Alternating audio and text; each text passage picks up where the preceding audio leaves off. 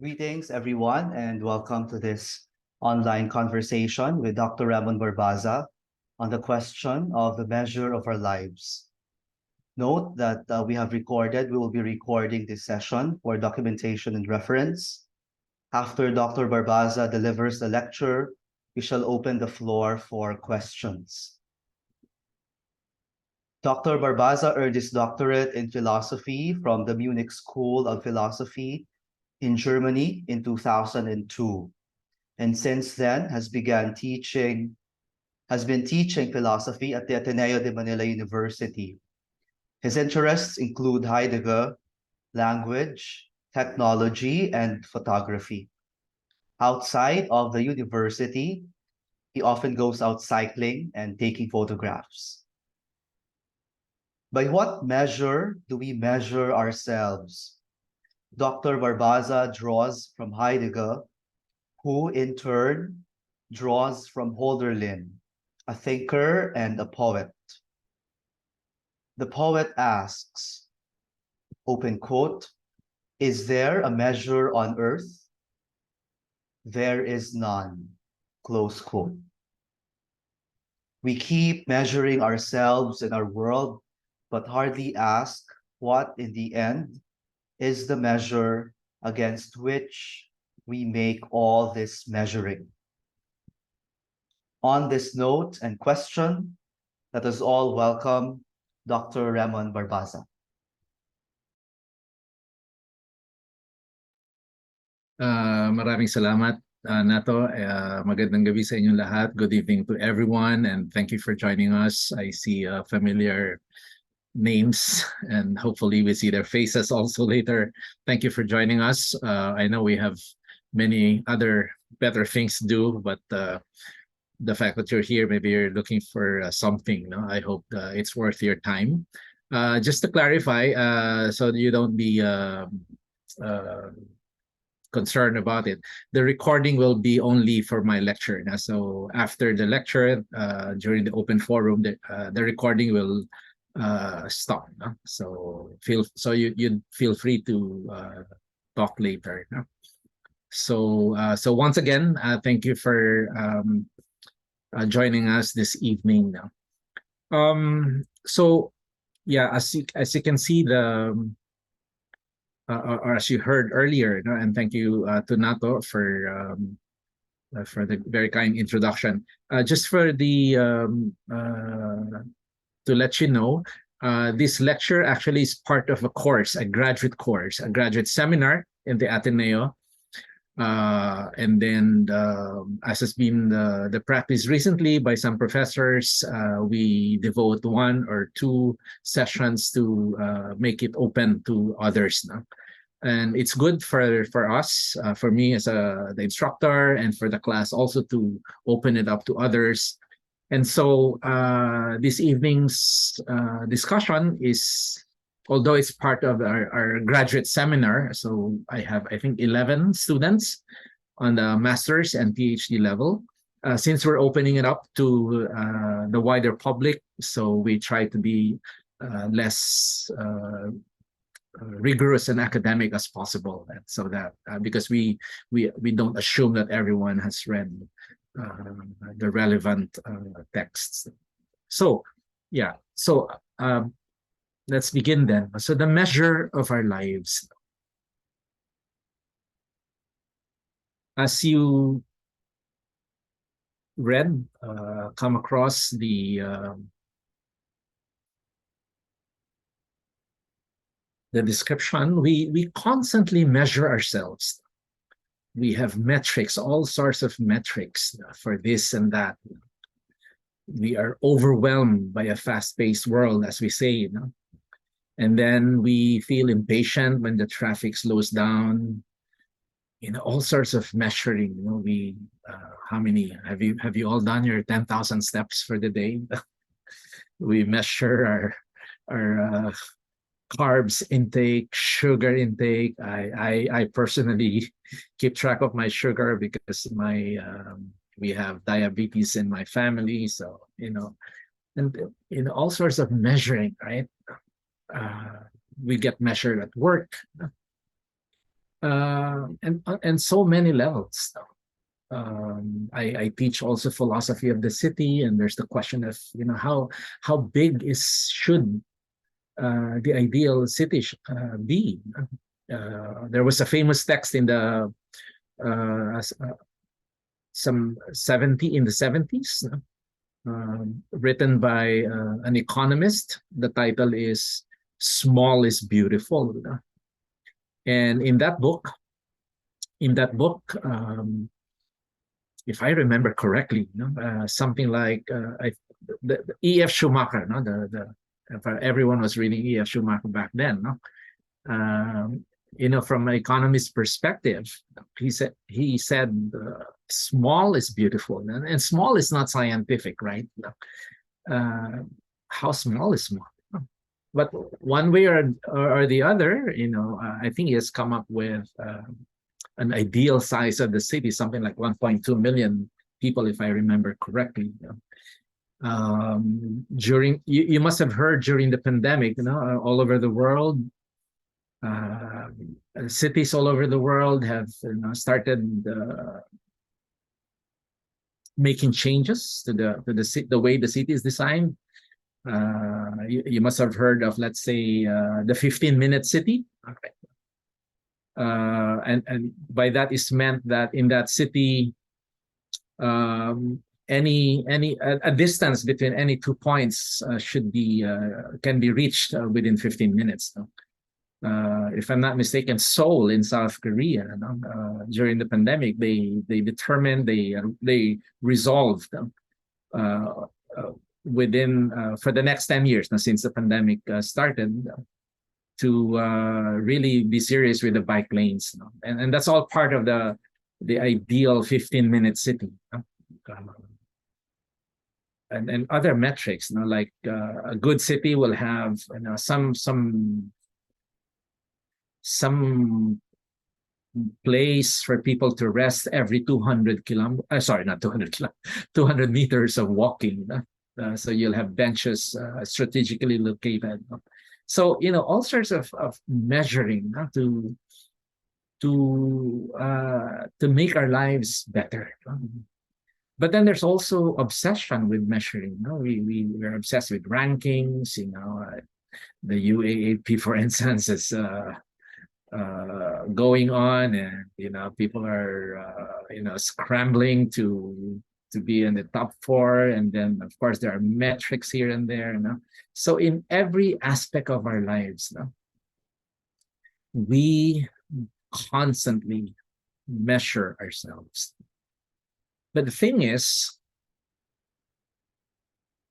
we hardly ask what in the end is the measure against which we make all this measuring.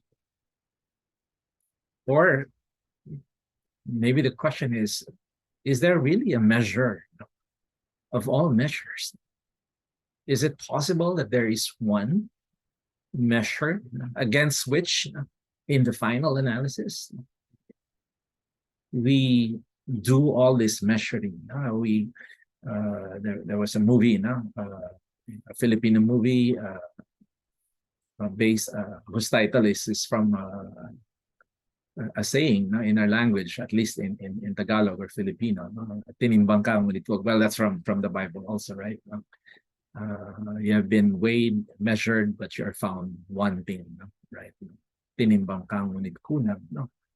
And we know that, no?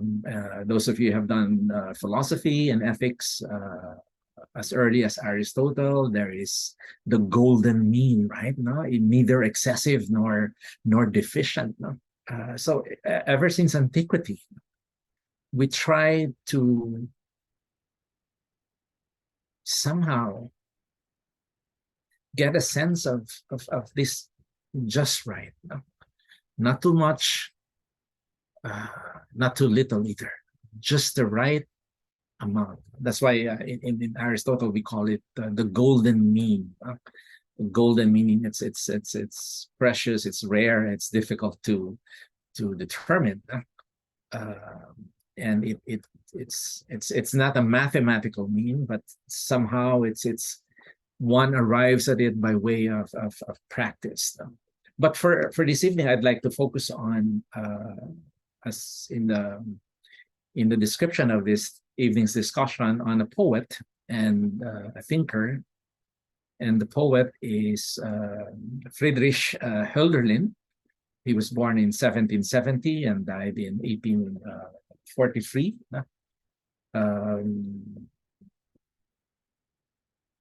He was, I think he stayed in the same dorm as Hegel, no? And Schelling. No? What a powerhouse of a dorm that was, no? To have Hölderlin, Hegel, and Schelling in the same building. No? So Hölderlin was studying philosophy and theology in Tübingen, no? But he was known later on more as a poet. No? And then there is Martin Heidegger, who was born in 1889. And died in 1976. No? And what I wanted to focus on this evening, it was already mentioned in the introduction. No? Are certain passages, no? And this was already mentioned by at the beginning, no? In the introduction. Is there a measure on earth? There is none. Let's try to look at the poem itself. No? So this is the poem from Hölderlin. So let's just try to read the poem. May, if life is sheer toil, a man lift his eyes and say, so I too wish to be. Yes, as long as kindness, the pure, still stays with his heart, man, not unhappily, measures himself against the Godhead. Is God unknown? Is he manifest like the sky? I'd sooner believe the latter. It's the measure of man. Full of merit, yet poetically, man dwells on this earth. But no purer is the shade of the starry night, if I might put it so, than man who's called an image of the Godhead. Is there a measure on earth? There is none.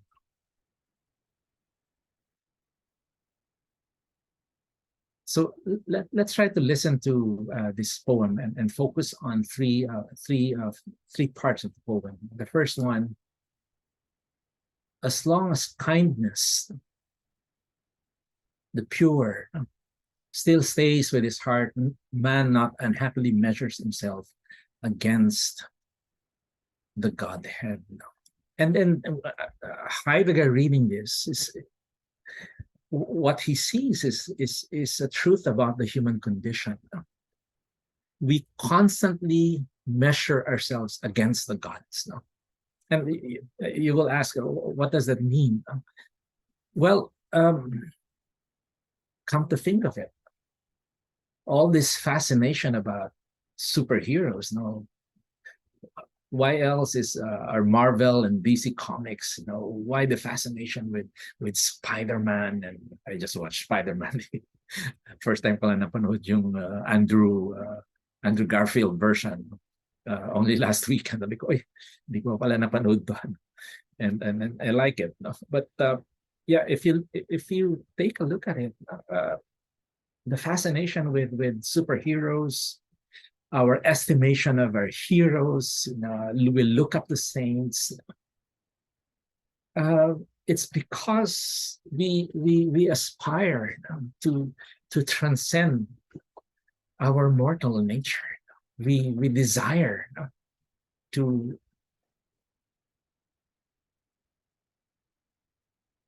extend our capabilities. In other words, we keep measuring ourselves against the gods. Kaya nga, di ba, there's even in philosophy, there's Nietzsche, the Übermensch, the Superman or the Overman. And in a way, our gaze, our gaze is directed towards the gods. No? And in sports, for instance, the god of football, a god of whatever, it's a god of rock climbing. It constantly happens that we measure ourselves against those we consider to be gods, in the widest sense of the word, and we aspire to be like them.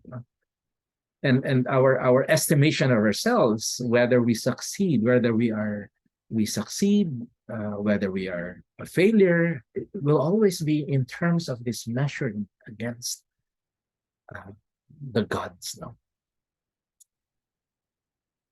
The other part of the poem is this: full of merit, yet poetically human beings dwell on this earth. And this is the title of Heidegger's reflection. And so let's try to get a sense of what is being said by Hölderlin here. If you look at this passage, it has the form or formula A yet B. That's the basic form, A yet B. And we know the meaning of when you have an expression or a formulation like that. The yet tells us something, right? Let's give an example. Maybe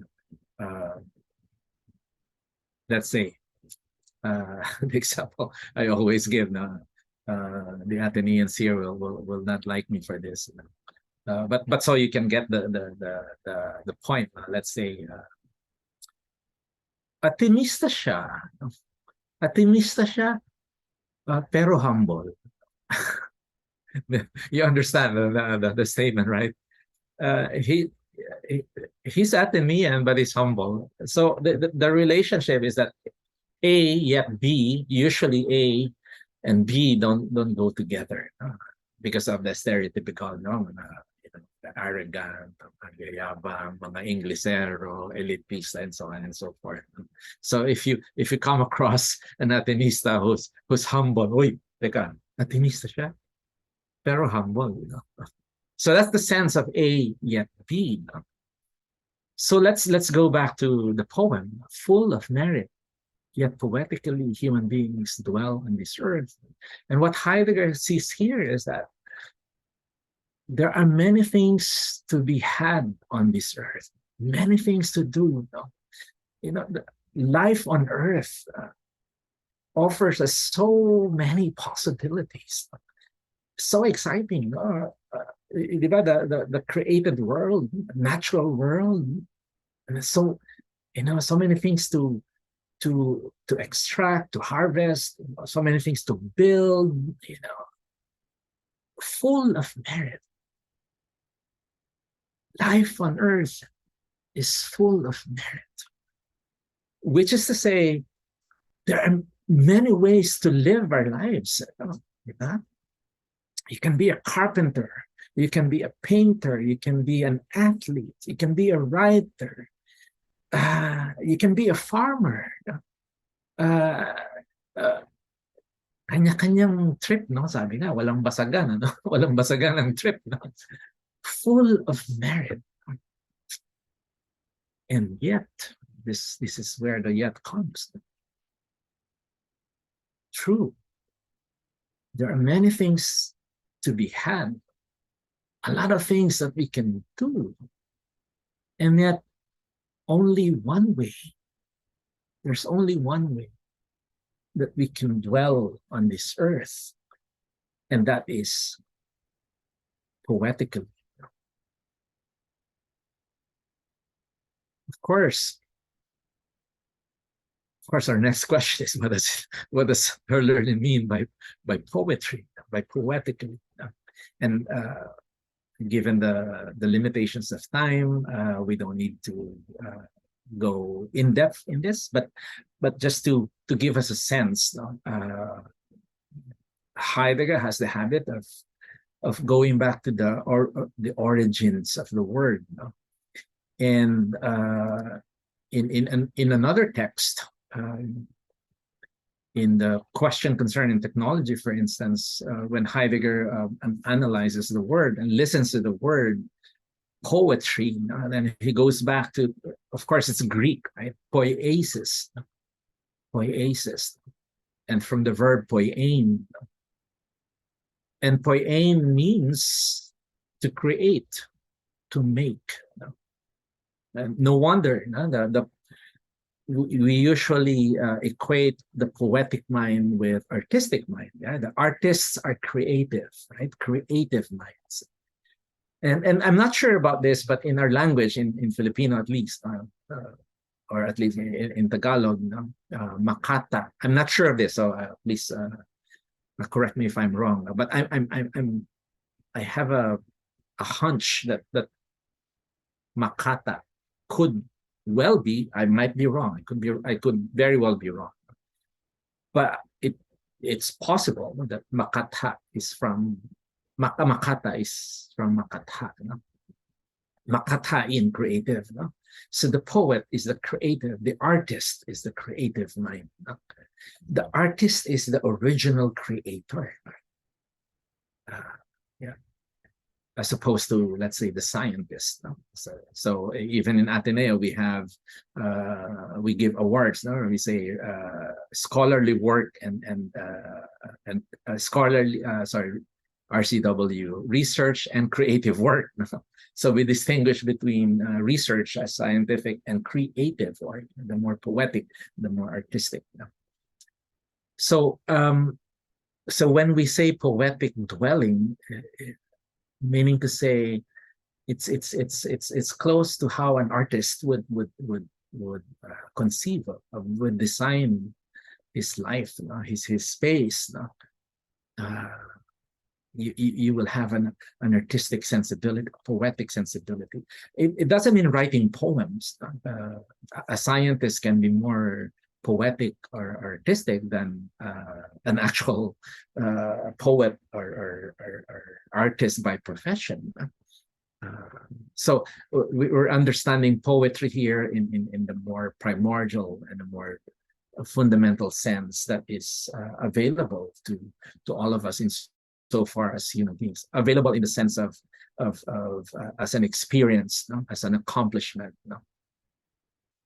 I remember my teacher in, I think I have 7 minutes. I said I wanted to keep my talk within 30 minutes so we have a chance to exchange them. But I remember my teacher in Filipino literature, Dr. Benilda Santos. She was telling us that the reason why the Pharisees and the scribes, the elders, on the one hand, and Jesus, they never understood each other. It was because Jesus was talking poetically all the time. Whereas the Pharisees and the scribes, they were legalistic in, they're so obsessed with laws. Right? But Jesus had the poetic mind, and therefore his language was also poetic.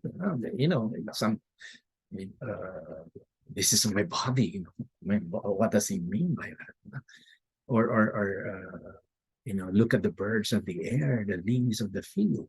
He was speaking poetically all the time, and therefore he is not bound by the narrow rules of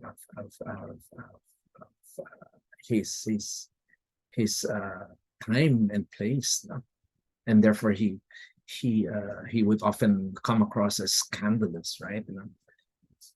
His first miracle was turning water into wine, and we associate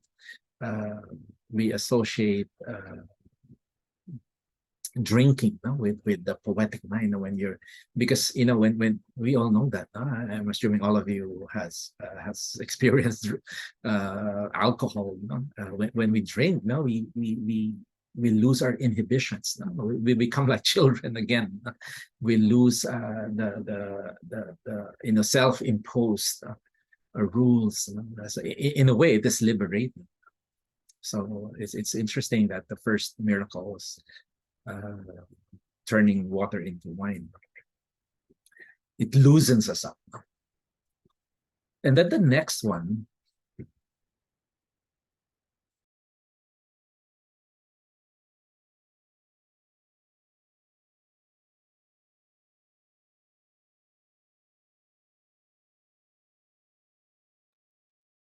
um, we saw already. No? So there is no measure on earth. No? We have to look elsewhere. No? And in the reflection of Heidegger, poetry is the original measure, the measure of all measures. And what is meant by that? And if poetry is the original measure, the measure of all measures, what does poetry measure? And again, meditating on Hölderlin, Heidegger arrives at this insight that poetry measures the span between mortals and the divine. And we saw that, right, in the poem. We keep measuring ourselves against the divine. No? Come to think of it, no? we reserve the term mortals to human beings. No? When we say mortals, the word refers only to human beings. No? We don't call dogs a mortal, even though they also die. No? But we are the ones, we human beings, are constantly aware of our coming to an end. That's, of course, a key Heideggerian insight, mortals. And that's why, Shakespeare's Hamlet will forever haunts us. To be or not to be, that is the question. Whether it is nobler in the mind to suffer the slings and hours of outrageous fortune, or to take arms against a sea of troubles and by opposing end them. This troubling confrontation with our mortal nature. And then he's galing ni Shakespeare. There's the rub. There's the rub. For in that sleep of death, what dreams may come when we have shuffled off this mortal coil. Not this mortal coil.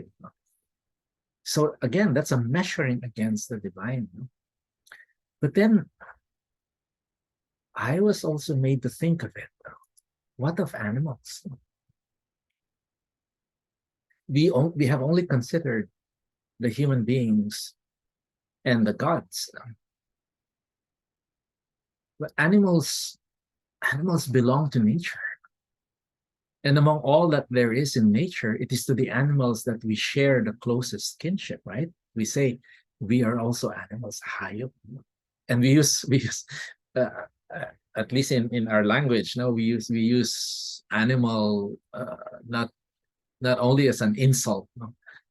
It depends on the context. It can be also a compliment. Hayop, sa galing, hayop mo, pare, di ba? We say that. Galing mo naman. You're a beast. So we have this ambivalence about animality. And as I've said,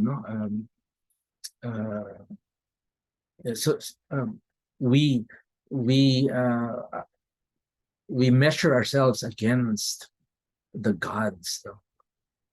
So, but if we consider the animals, we are in between, right?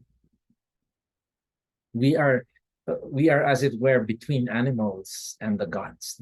There is something godly. We are able to aspire for something godly or divine, but at the same time, there is also something animal in us. So I remember my mentor in Munich was telling me the ambivalence of our being human. On the one hand, we say, we're not animals. We're more than animals. We're human. And then when we fail, what do we say? Oh, sorry, we're just humans. So you see the ambivalence. Tao kami, hindi hayop. Tapos pag pumalpak, sorry, tao lang kami. You see the ambivalence. So we're caught in between. So our gaze, this is the thing. So sorry, a few more slides, and then we can talk. So our gaze has always been towards the gods, towards the divinities. And yet, sorry, there's a typo there, the sun. And yet, think about it. The Son of Man himself, at least in the Christian tradition, we can see this also probably in other religious traditions. The Son of Man himself says, look at the birds of the air, the lilies of the field.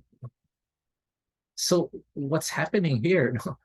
Our God himself is telling us to direct our gaze to the animals, to nature. Di ba? The context of this passage, kasi we're so full of anxiety and that kasi nga we keep measuring ourselves, di ba? Meron pa ba? Kulang, may bigas pa ba tayo? Will our rice be sufficient? And if I remember correctly, that's the context in the New Testament, right? In the Gospels. You human beings, why are you so anxious? You're supposedly smarter than these animals. You know, you think with all your worrying, you can add a strand of hair, another day to your life. You know, why all the worries? Look at the birds of the air, the lilies of the field.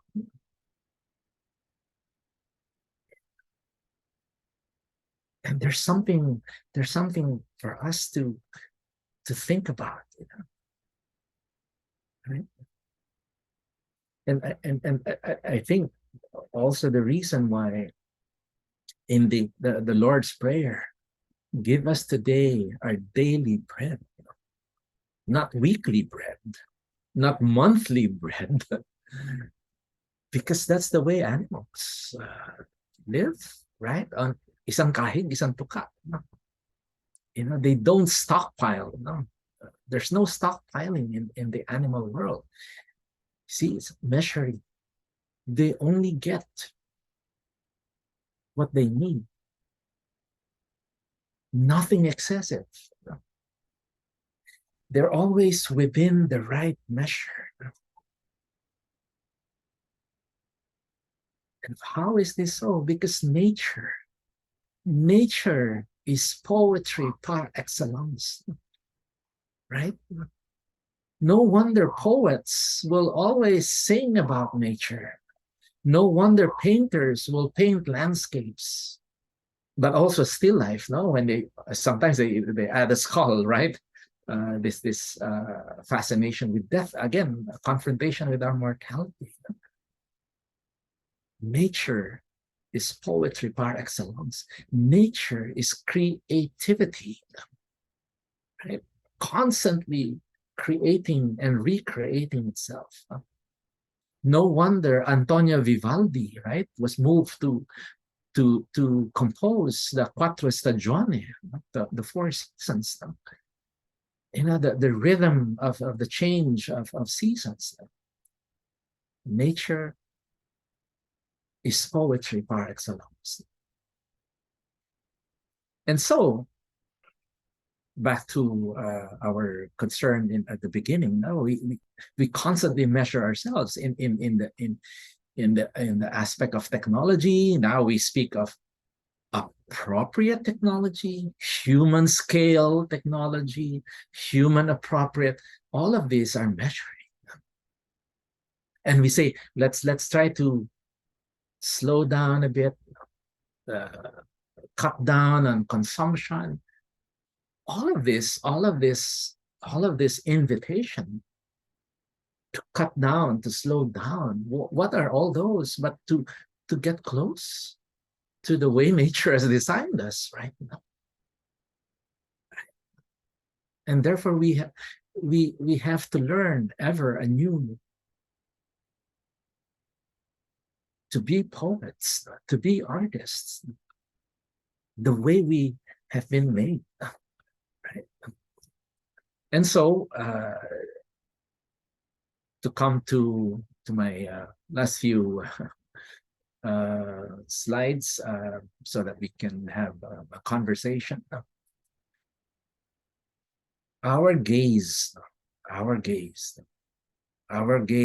tells us what we measure, how we measure. Behind every gaze is a measuring. May sukat ang bawat sipat. May sipat ang bawat sukat. Right?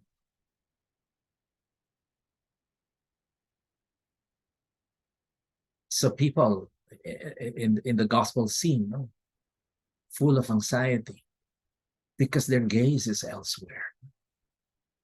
And that's why that that prayer in the part of the Catholic Mass, no, at least in the Catholic Mass. I won't be surprised if there are similar prayer in other religions. No? Protect us from all anxieties. No? Protect us from all anxieties. We are anxious about so many things because our gaze is directed elsewhere. And therefore, we keep measuring ourselves against something that doesn't belong to us. So let us now get back to where we began. We keep measuring ourselves, and for as long as we live, we will keep measuring ourselves and our world. Would that we find the measure of all measures. Would that we be admitted to this measure. For as we learn from Hölderlin, there are many things to be had on this earth. There are many things to do, to merit, to earn, to possess. There are many ways of living our lives, and yet, this is the yet of Hölderlin. And yet, only poetically can we dwell on this earth as humans, along with animals, in the midst of the whole of nature and in the presence of the divine. So if there's any one wish that we can have for all of us, that we may all live beautifully, that we may all live poetically. So I end there so that we can have opportunity for exchange. As I've said, I exceeded my measure of half an hour. So, but anyway, so I shut my mouth now. Thank So you I very can- much, Dr. Barbaza, for So, yeah, such we an will end insight. the recording now. All right, yes, we will now end the recording and open the floor for questions.